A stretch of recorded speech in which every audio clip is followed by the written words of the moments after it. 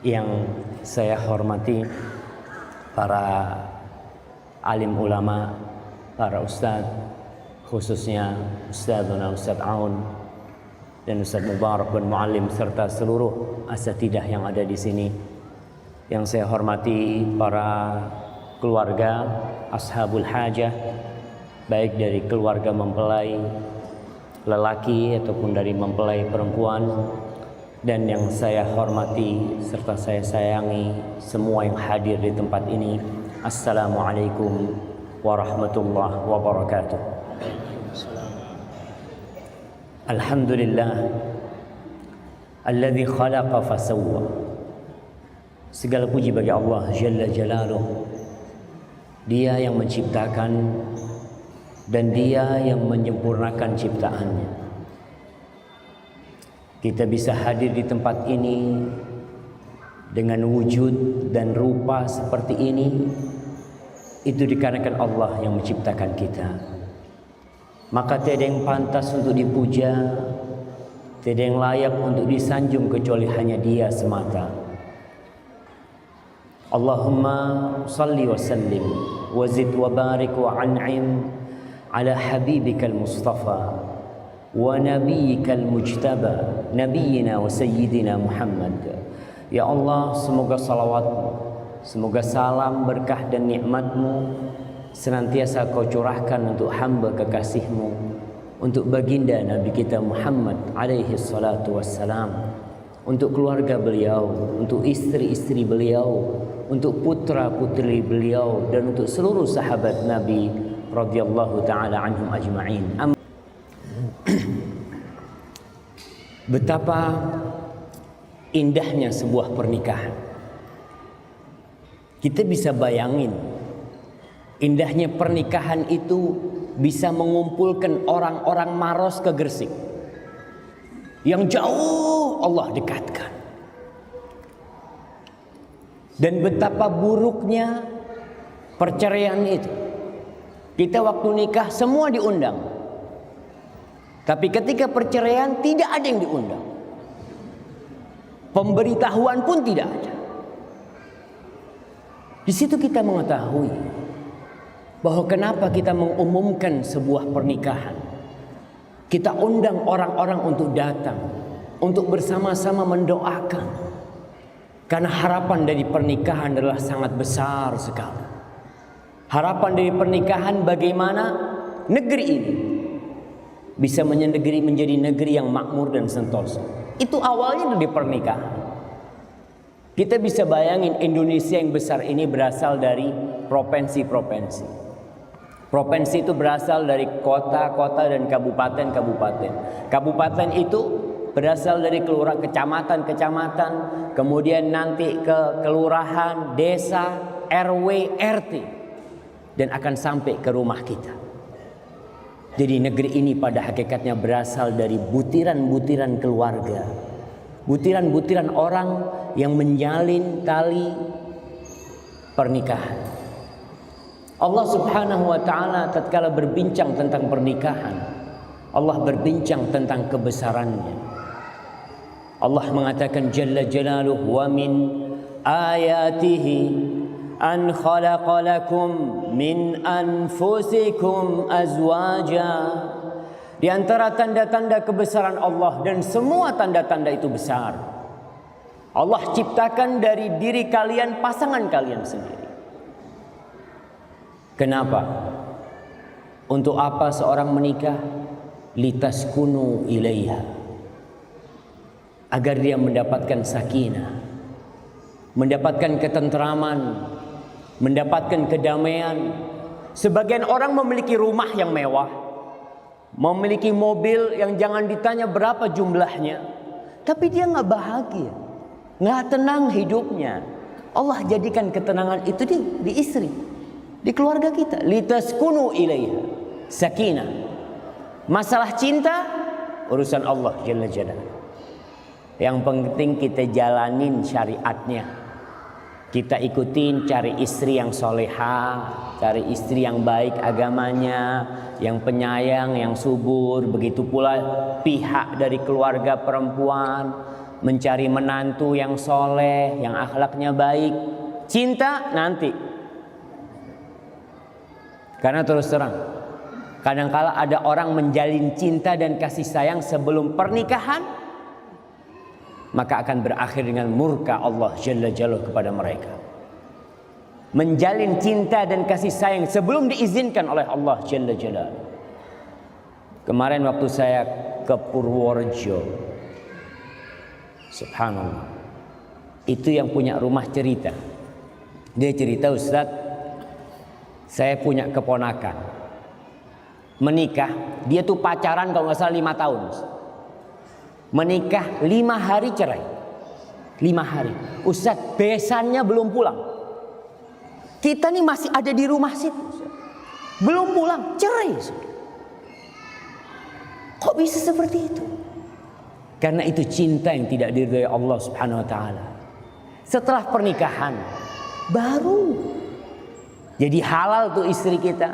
Suami kita jadi halal, pegang tangannya halal, berduaan sama dia, mau naik motor bareng, mau kemana berduaan halal, dan Allah ridhoi. Maka Allah katakan wa ja'ala bainakum mawaddatan wa rahmah. Dia sang pencipta, Rabbus samawati wal ard. Dia yang menjadikan cinta dan kasih sayang antara kalian. Inna fi dzalika laayatin liqaumin yatafakkarun. Di situ ada tanda-tanda kebesaran Allah, tidak untuk semua manusia.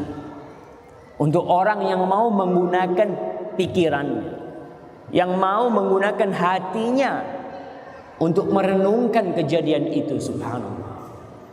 Ma'asyiral ikhwah, mudah-mudahan keduanya ini mendapatkan rahmat dari Allah Subhanahu wa taala.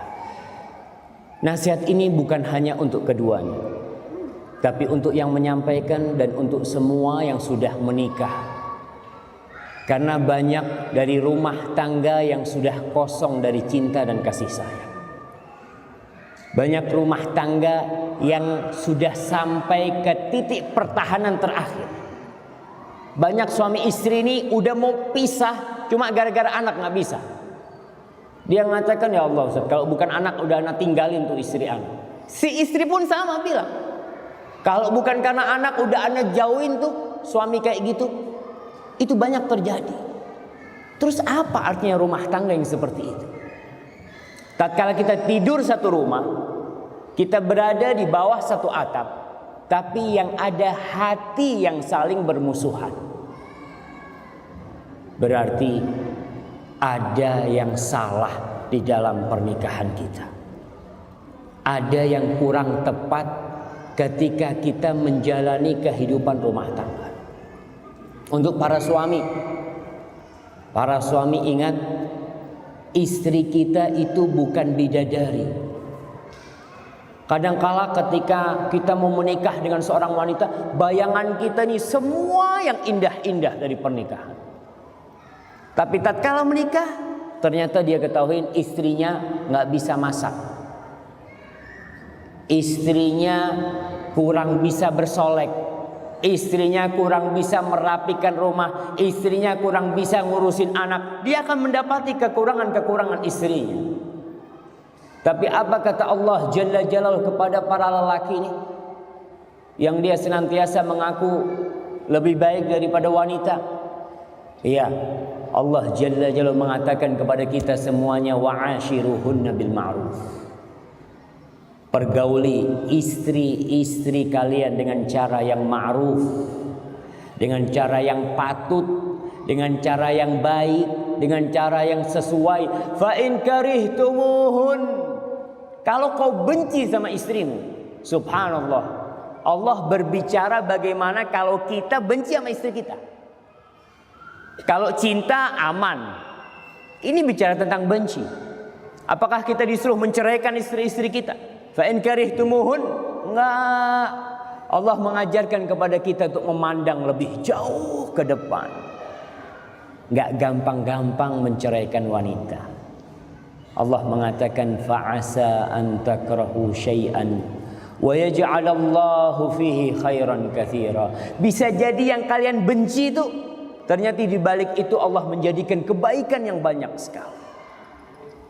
Maka kekurangan istri kita jangan dipandang kekurangan. Dia tuh banyak kekurangan, sebagaimana kita banyak kekurangan kita. Rasul sallallahu alaihi wasallam mengatakan la yafraq mu'minun mu'mina. Enggak boleh itu seorang lelaki membenci kebangetan kepada istrinya yang beriman. Sama-sama mukminah nih, enggak boleh saling benci. Apa kata Rasul sallallahu alaihi wasallam? In kariha minha khuluqan radiya minha akhar. Kalau ada perilaku istrinya yang tidak dia sukai, pasti ada. Karena dia manusia. Kita ini manusia yang punya kekurangan. Kita berusaha untuk sempurna, tapi udah kita kurang memang diciptakan. Wa khuliqal insanu dha'ifa. Manusia diciptakan lemah. Kalau ada perilaku dari istrinya yang tidak dia sukai, Rasul sallallahu alaihi wasallam menyuruh kita memandang kepada sisi positif dia. Bukankah ada kebaikan-kebaikan dia? Yang kalau kita lihat ya, kenapa kita datang ke rumah tuh mertua, kita melamar itu perempuan, diterima, kita nikahin, kita bawa pulang, pasti ada kelebihan di istri kita tuh. Maka jangan memandang kepada keburukan. Kalau keburukan ada, tapi jangan dipandang. Begitulah rumah tangga bisa berjalan bersama-sama. Ketika kita saling melihat kelebihan. Nih ibu-ibu dengar ini juga nih. Pernah ada seorang wanita yang ngomong sama istrinya. Ini mungkin permisalan, tapi bisa jadi kejadian nyata. Dia ngomong sama suaminya nih wanita, "Mas, kita kan udah nikah lama nih mas. Bagaimana kalau kita saling menyebutkan kekurangan supaya bisa memperbaiki?" Ya silahkan, kata suami. "Ini mas, saya kasih kertas kosong. Mas tulis, ini kertas saya tulis." Nulis nih. Si istri masuk ke dapur, ditulis semuanya. 1, 2, 3, 4 yang tidak dia sukain dari suaminya. Selesai. Setelah selesai dia datang kepada suaminya. "Mas, sudah. Yuk ditukar kertasnya." Si suami ambil kertasnya istri, si istri bawa kertasnya suami ke dapur lagi. Dia baca di dapur. Si suami baca tuh, Masya Allah, ternyata kekurangan dia banyak selama ini. Seperti ini, apa yang dia tidak sukain dari suami, dia sebutin sih. Akhirnya selesai itu istrinya balik lagi. "Mas, kertasnya mas kok kosong? Nggak ada tulisannya." Apa kata suaminya? "Dek, aku menerima engkau apa adanya." Apa adanya. Suami itu harus seperti itu. Jangan suka mempretelin kesalahan istrinya. Kau gitu, kau ini, kau itu. Jangan. Tugasnya kau itu apa di rumah itu? Perbaiki kesalahan itu. Allah Jalla Jalaluh mengatakan di dalam Al-Quranul Karim, "Ar-rijalu qawwamuna 'alan nisa." Lelaki-lelaki itu adalah pemimpin bagi para wanita. Ini ayat insya Allah lelaki hampir hafal semua. Kalau ribut sama istrinya dipanggil istrinya, "Dek, sini. Kau itu nggak tahu dengan firman Allah, "Ar-rijalu qawwamuna 'alan nisa." Oh, mulai nih jadi ustadz suaminya. Iya. Si istri tanya, "Mas, artinya qawwamun itu apa sih?" Kadangkala kita nih nggak tahu apa artinya qawwamun. Para ulama menjelaskan qawamun itu menuntut seorang menjadi pemimpin itu yang pertama ar-ri'ayah. Dia harus perhatian tuh sama istrinya. Seorang suami yang tidak memberikan perhatian kepada istrinya, seorang pemimpin, seorang presiden, gubernur, bupati yang tidak perhatian sama rakyatnya nggak bakal suka. Kau pun sebagai suami pemimpin, kalau kau tidak memperhatikan istrimu, nggak bakal suka istrimu. Sampai ada istri jenderal yang ngomong sama saya ketika kita umrah haji. Dia cerita, "Ustaz, kalau dari sisi materi jangan ditanya. Suami kami ini sudah memberikan segalanya kepada kami. Tapi yang kita butuhkan bukan hanya duit, Ustaz. Kita butuh perhatian." Nah, Para suami harus memperhatikan istri. Banyak di antara kita yang mungkin hampir 10 tahun hidup sama istrinya, nggak pernah ngomong sama istrinya. Ketika istrinya ngasih air, dia mengatakan kepada istrinya, jazakillah khair, syukron, makasih banyak kau sudah masakkan buat aku. Yang ada dicela makanan istrinya. Ketika tehnya kemanisan, apaan nih kemanisan? Nggak ada ngomong jazakillah khairan, makasih banyak kau sudah bikinkan ini. Rasulullah SAW mengatakan, la yashkurullah man la yashkurun nas. Nggak bersyukur kepada Allah orang yang nggak terima kasih sama manusia. Orang yang paling baik, yang paling banyak kebaikannya sama kita nih suami, istri kita. Kasih perhatian. Pagi-pagi mau berangkat kerja, baju udah disetrikain, udah siap. Sarapan udah dibikinin, teh udah siap, anak-anaknya udah dipakein baju yang rapi mau berangkat sekolah. Suami tinggal lihat, udah siap semuanya. Oh iya, nggak ada syukron jazakallah khairan. Yang ada marah-marah, tuh anak kok masih belum mandi. Subhanallah. Yang udah mandi kenapa kau nggak katakan syukron kepada istrimu? Betul. Qawwamuna 'alan nisa. Menuntut suami untuk memberikan perhatian kepada istri. Berikan perhatian, berikan pujian, berikan sanjungan kepada istri kita. Karena dia itu manusia, bukan boneka. Dia memiliki hati dan jiwa. Yang kita harus puaskan jiwa dan hati dia dengan kata-kata yang indah. Kemudian yang kedua, al-himayah. Pemimpin dituntut untuk melindungi istri. Melindungi dari apa? Yang pertama, melindungi dari diri dia sendiri. Melindungi dari tangan dia. Gak gampang-gampang dia mukul istrinya. Tuh istrimu tuh, kalau dikasih amanat sama orang tua hanya dengan mengatakan gabil tuh nikah atau tazwijah bil mahril madhkur, kau harus lindungin dia. Nah, tanggung jawab seorang suami itu berat di dunia dan di akhirat. Dan perlindungan yang paling agung, yang paling mulia, yang harus diberikan oleh suami kepada istrinya adalah melindungi istrinya dari api neraka. Bukan dari lapar, bukan dari perampok, bukan dari panas, bukan dari dingin, tapi dari api neraka. Yang kebanyakan suami lupa dari perlindungan yang seharusnya dia berikan. Bahkan istrinya diantarkan ke dalam neraka sama suami, dibawa menuju neraka sama suami. Allah Jalla Jalla mengatakan, ya ayyuhalladzina amanu, wahai orang-orang yang beriman. Hanya yang beriman yang dipanggil. Apa kata Allah? Qu anfusakum wa ahlikum nara. Kalian jaga diri kalian dan istri-istri kalian, keluarga kalian dari api neraka, bukan dari lapar. Banyak suami keluar negeri hanya ingin membuatkan rumah buat istrinya, cinta. Keluar negeri hanya ingin memberikan mobil buat istrinya. Tapi jarang suaminya yang keluar negeri demi menyelamatkan istrinya dari api neraka. Maka kita harus melindungi istri. Itu pemimpin, qawwamun. Yang ketiga, al-islah. Menuntut suami untuk memperbaiki rakyatnya. Ya namanya pemimpin. Kau dijadikan pemimpin tuh karena dilihat kau memiliki kelebihan, kau bisa memperbaiki, kau bisa meluruskan. Yang bengkok kau luruskan. Tapi istri kita bengkok. Wanita tuh diciptakan dari tulang rusuk yang bengkok. Ibu-ibu jangan marah, karena memang seperti itu realitanya. Bahkan kalau seorang suami cari istri yang lurus sampai mati nggak akan dapat, nggak bakal dapat. Dia akan tetap mati membujang. Kalau ingin istri yang lurus, istri semua bengkok. Berdasarkan firman Allah Subhanahu wa taala, ya ayuhan nasu taqu rabbakumul ladzi khalaqakum min nafsin wahidah wa khalaqa minha zawjaha. Tuh, Hawa diciptakan dari siapa?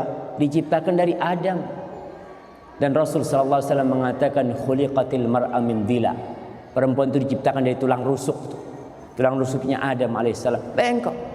Bagaimana cara memperbaikinya? Kata Rasul sallallahu alaihi wasallam, "Idza dhahabta tuqimuha kasartaha." Kalau kau mau luruskan tuh yang bengkok, patah.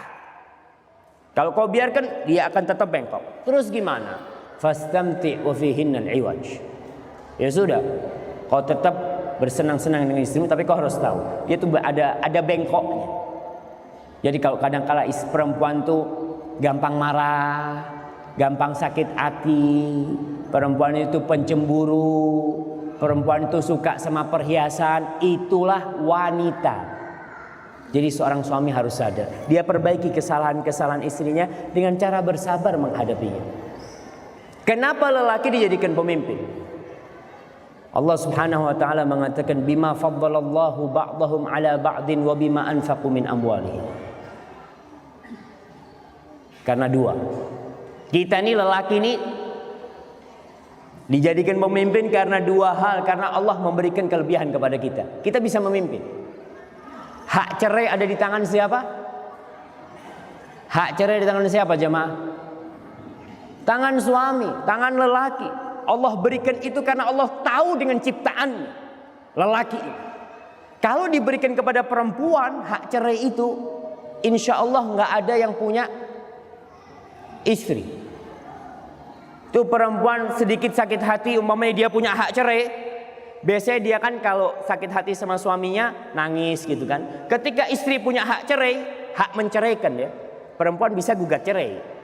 Ya, tapi hak menceraikan itu ada di tangan suami. Kalau istri bisa, dia sakit hati sama suaminya, "Mas, sudah Mas kau pulang ke rumah orang tuamu. Aku sudah menceraikan engkau." Masya Allah. Sedikit sakit hati menceraikan. Suami berpikir panjang, nggak gampang-gampang dia menceraikan. Itu suami yang beneran. Allah kasih kelebihan kepada lelaki itu. Wa bima anfaqu min amwalihim. Dan Allah kasih hak memimpin kepada suami karena suami punya kewajiban memberikan nafkah. Ibu-ibu dengerin. Ibu-ibu itu tidak punya kewajiban 1% pun untuk cari nafkah. Nggak punya. Wah Ustaz, ini termasuk diskriminasi kata dia. Masa perempuan nggak boleh kerja? Bukan nggak boleh kerja. Kita katakan kewajiban memberikan nafkah di dalam Islam itu 100% kewajiban suami. Mungkin kita berpikir enak banget suami seperti itu. Enggak, yang enak ibu-ibu. Yang enak itu ibu-ibu sebenarnya. Tapi sebagian wanita ini udah rusak nih. Udah rusak pemikirannya.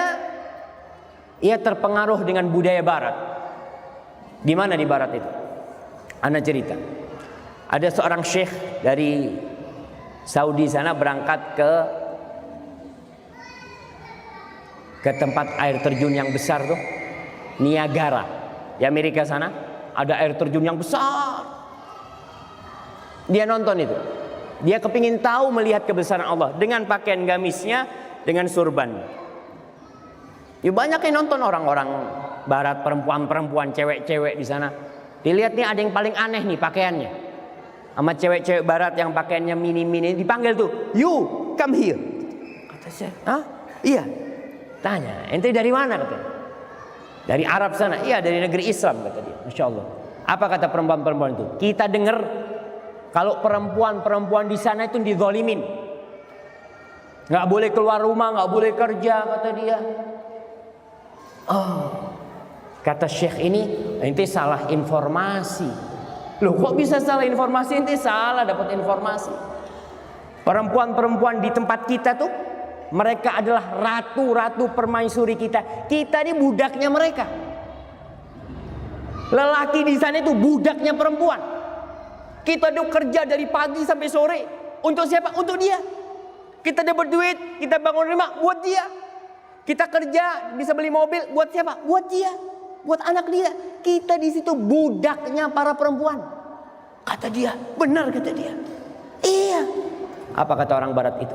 Kata orang Amerika itu, kalau ada di sini nih, kalau ada di negeri ini lelaki yang seperti itu, aku cium kakinya. Karena di barat itu perempuan disuruh kerja juga untuk membiayai kehidupannya. Seakan-akan hidupnya masing-masing. Si istri mau beli HP, ya kok kerja, cari. Kalau dalam Islam istrinya, "Mas saya kepingin HP mas, mas kan punya duit." Siapa yang membelikan? Suaminya. Tapi di barat istrinya kepingin mobil, ya kau cari kerja sana, dapat duit, beli mobil.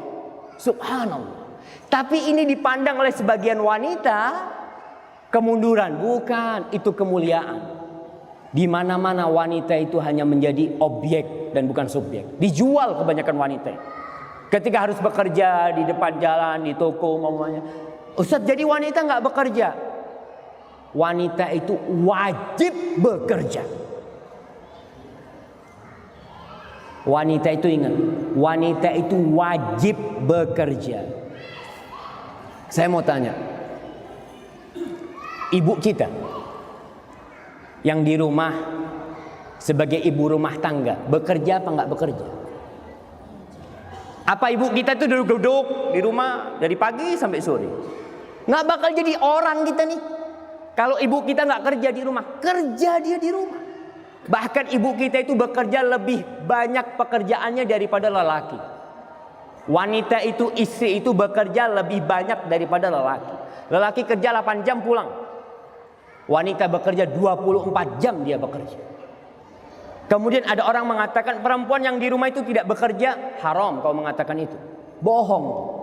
Ini termasuk pembodohan kepada publik. Ketika kau katakan ibunya presiden-presiden tidak bekerja, yang hanya menjadi ibu rumah tangga, kau katakan tidak bekerja, itu satu pembodohan kepada publik. Mereka bekerja dari pagi sampai pagi lagi. Mereka tidak pernah libur. 24 jam kali 30 hari sebulan. Kali 20 tahun sampai anaknya dewasa, dia bekerja terus. Bahkan ketika anaknya keluar rumahnya, ibu tidak pernah berhenti bekerja.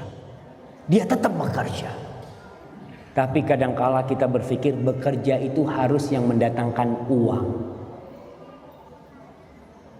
Kalau kita berpikir bekerja itu hanya yang mendatangkan uang, akan muncul di depan nanti generasi-generasi yang jadi begal, generasi-generasi yang jadi perampok, generasi-generasi yang tidak pernah mendapatkan kasih sayang ibundanya, yang dia hidup besar di jalanan, mana ibunya nggak ada, bapaknya nggak ada. Siapa yang ngurus anaknya? Ya nggak tahu, dia di rumah dia. Subhanallah.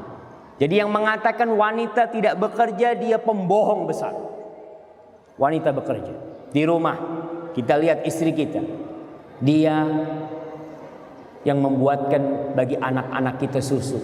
Dia yang ngajarin anak kita alif, ba, ta, sa. Ngajarin anak kita berdiri, ngajarin anak kita ngomong. Ketika anak-anak pulang sekolah, istri kita ngajarin dia, masakin buat kita, jagain anak-anak. Apa itu bukan pekerjaan? Kau bilang itu bukan pekerjaan? Ya, itu pekerjaan, nggak dapat duit. Maka dari itu suami nih, ini yang jadi masalah. Banyak suami yang nggak benar ngasih nafkah sama istrinya. Wajib kita ngasih nafkah pada istri kita. Dia di situ ngurusin anak kita, ngurusin rumah kita. Maka kewajiban memberikan nafkah 100% itu kewajiban suami. Ustaz, kalau suaminya nggak mampu gimana? Ya, silahkan mau dibantu suaminya umpamanya. Karena ada di antara sahabat Nabi Ibnu Mas'ud. Ibnu Mas'ud ini bukan orang kaya, dia miskin. Istrinya pandai membuat tenunan, anyam-anyaman gitu ya. Istrinya itu kalau dapat dia jual buat makan, nggak apa-apa. Jadi perempuan bekerja selama dalam koridor yang syar'i dan memperhatikan tugas wajib dia sebagai ibu buat anak-anaknya, sebagai istri buat suaminya, maka nggak masalah. Ingat para suami, kita yang wajib mencari nafkah buat istri kita.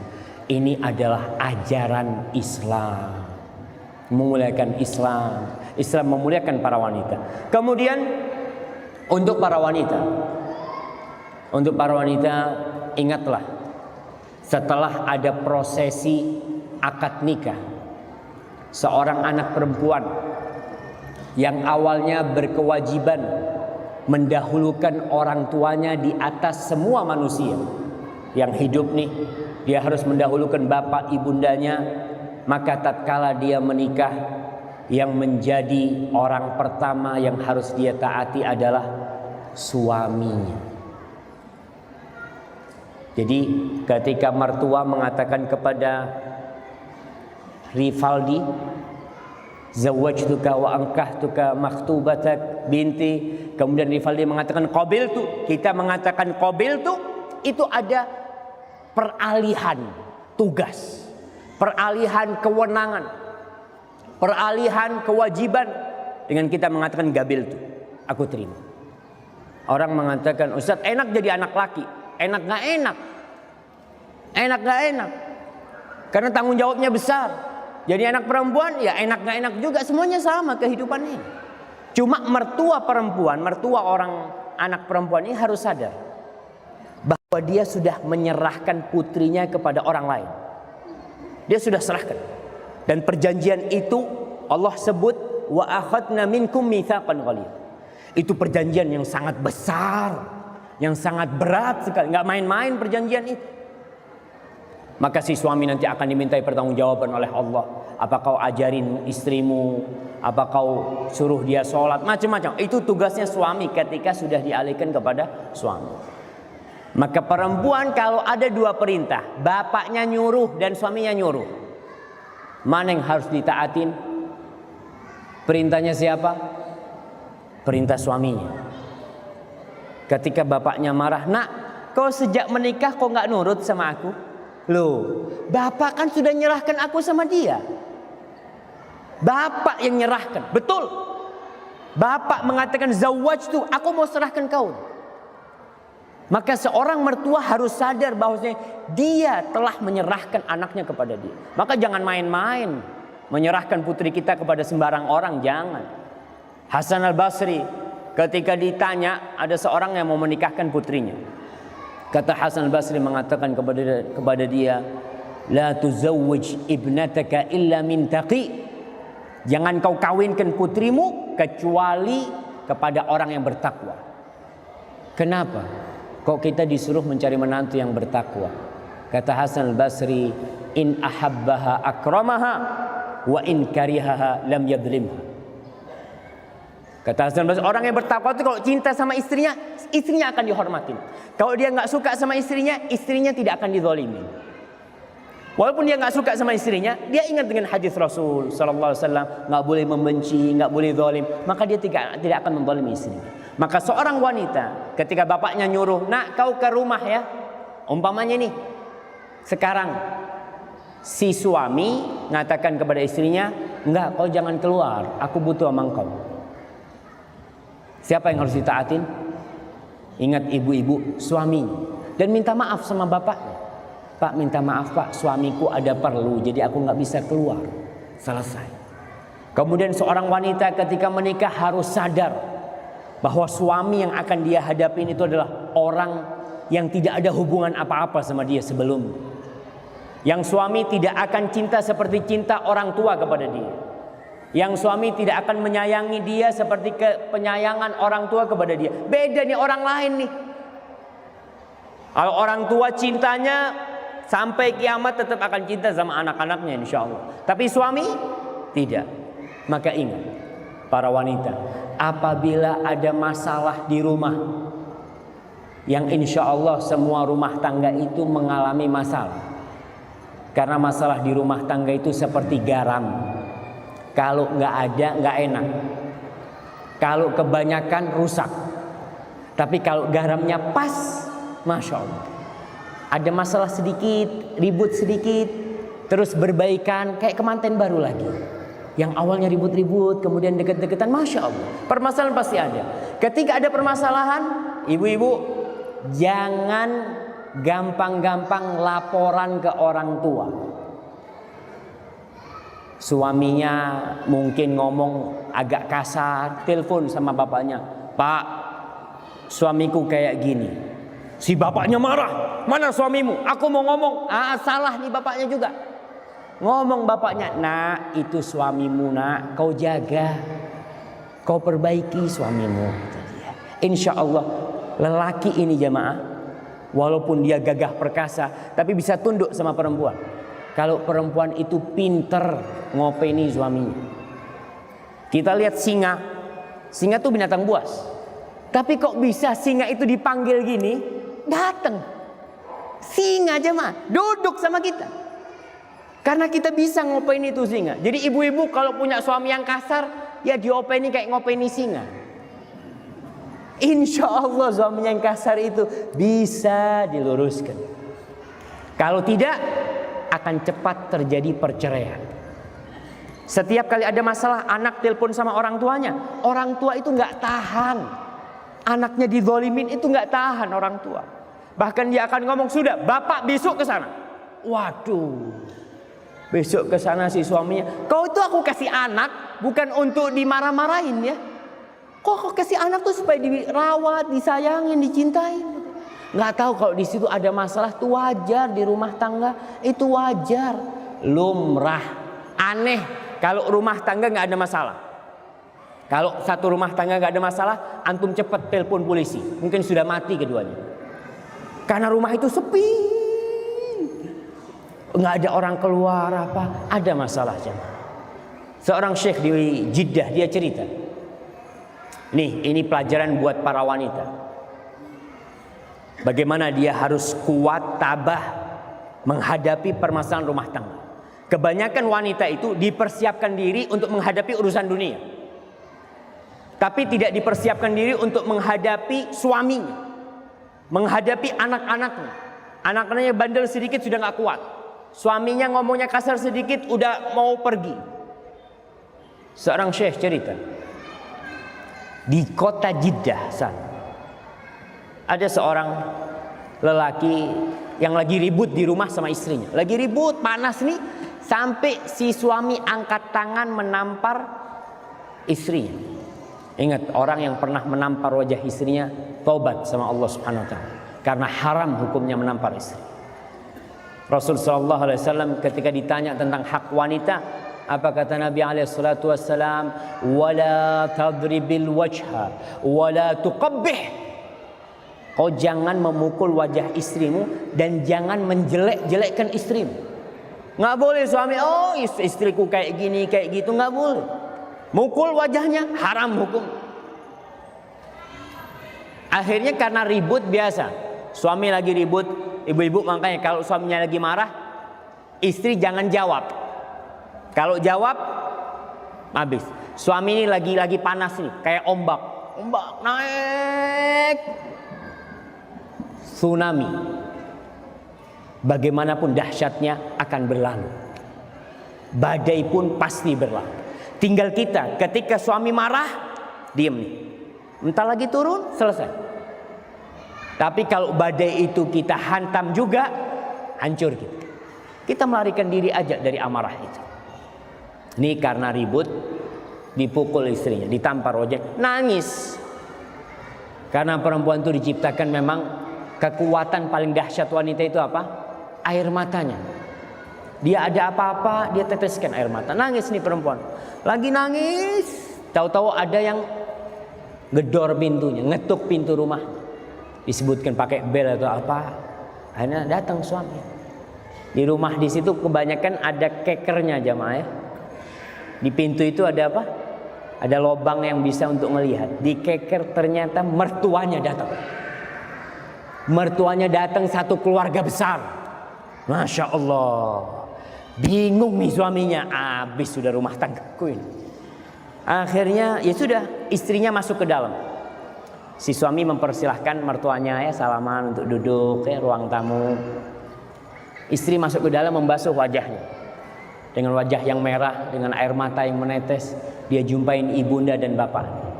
Ketika dia salaman sama ibu sama bapaknya, bingung. Ibu sama bapaknya, "Nak, kenapa kau nangis, nak? Ada apa kau menangis?" Apa kata anak itu? Dia mengatakan, "Ya Ummah, subhanallah, Allah tahu aku ini rindu sama kalian," katanya. Allah kirim Abah sama Ummi ke sini sama keluarga semuanya, kata dia. Masya Allah. Si suami melihat itu, alhamdulillah, selamat nih rumah tangganya. Kalau si istri ngomong, "Ini yang mukulin anak nih Pak, nih orangnya," oh habis tuh. Akhirnya si suami keluar rumah. Dia untuk beli makan malam ya, dia keluar rumahnya. Dia beli makan malam. Sebelum sampai rumahnya dia mampir ke toko emas. Dia belikan buat istrinya sabuk dari emas seharga 10.000 real. Sekarang itu kira-kira 34 juta. Dia belikan sabuk. Akhirnya dia pulang ke rumahnya, disiapkan makan malam ya. Udah mereka bersenda gurau makan malam sama mertuanya. Selesai itu pulang mereka. Nggak ada masalah. Mereka pulang.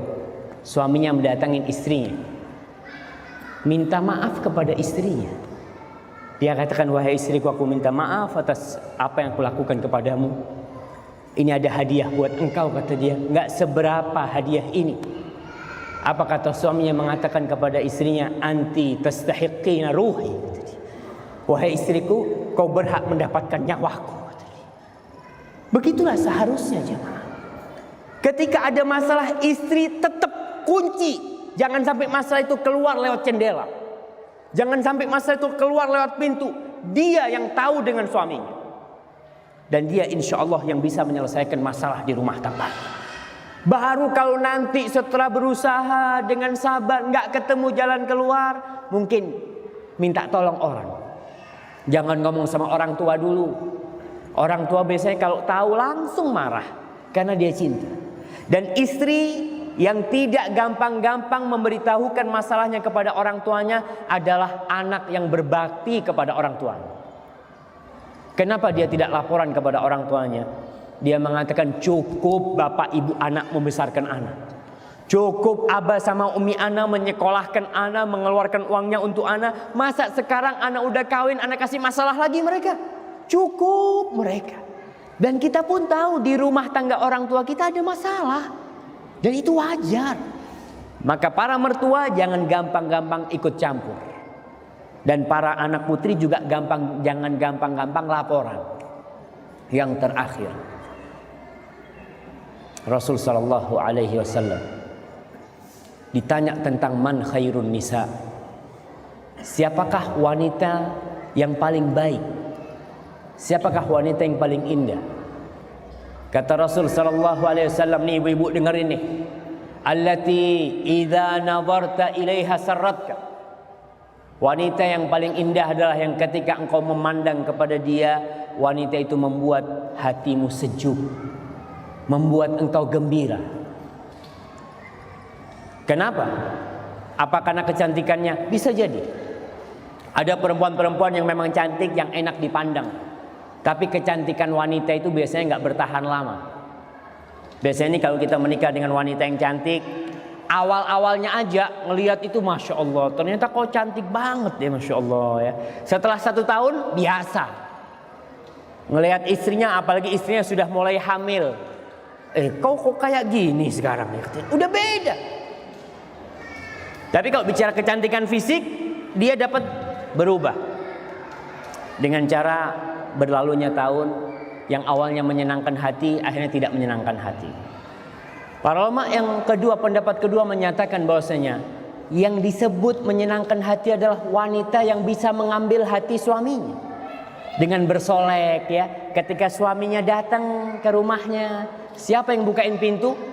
Istrinya dibukain.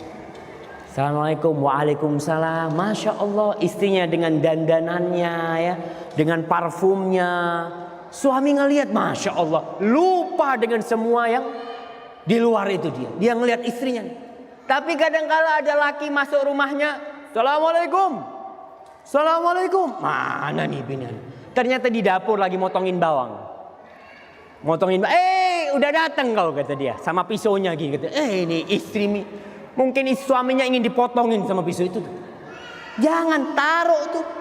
Ketika lagi goreng-goreng, suaminya datang, matikan tuh apinya. Datengin suaminya, Bang Afwan bang, anak tadi lagi masak nggak kedengeran. Bukan dengar, bang udah datang ya. Suaminya mau digoreng sama dia tuh. Jangan tinggalin. Pakaiannya kalau suami datang siap-siap. Ibu-ibu udah tahu suaminya pulang nih jam berapa. Oh jam sekian, udah jam segitu rumah udah selesai dengan pakaian yang rapi, bukain pintu. Jangan sampai yang membukakan pintu itu pembantu. Jangan sampai. Kadang-kala suami ini di luar ya, lagi ada masalah. Kan kata Rasulullah SAW, kalau lelaki itu melihat sesuatu yang membangkitkan syahwatnya, suruh kemana sama Nabi? Suruh pulang ke rumahnya. Irji ilaiha, kau jumpain istrimu. Yang ada di perempuan itu sama yang ada di istrimu sama. Gimana kalau suami datang ke rumah ya, buka pintu ternyata pembantu yang ada. Ibu kemana? Nggak tahu ibu kemana. Waduh, itu istri-istri yang berbahaya yang seperti itu. Maka tolong, ketika suami datang, istri sudah di rumah. Kalau ingin rumah tangganya berbahagia, kalau ingin anak-anak kita menjadi orang-orang yang soleh.